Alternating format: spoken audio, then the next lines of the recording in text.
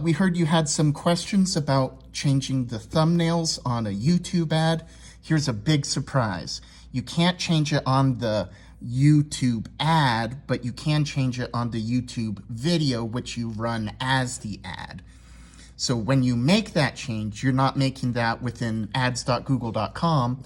You need to make it within studio.youtube.com or in the YouTube Studio app. So if you have the YouTube Studio app on your phone, here's where you would go to make that change. First, you pull up the video you want, then you press the little pencil button here, and let's move my hand here so we can block that glare. Then you press this pencil button, that's the edit button.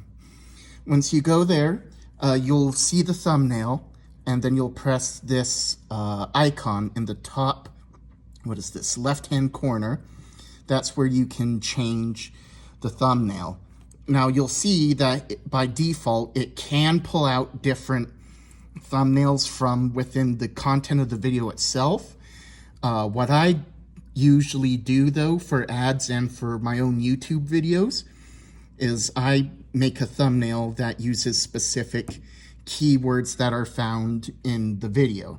So for example, this is a video about painting somebody purple. So I make sure that my thumbnail includes the keywords paint and purple. Once you have the thumbnail you want, go ahead and click select.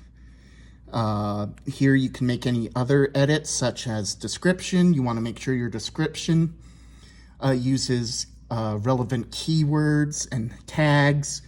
That's where you can also go in and add it to different playlists or add tags as well. YouTube tags are a great way to optimize the videos you use for ads. And then you click save. There you go. Hope this helps.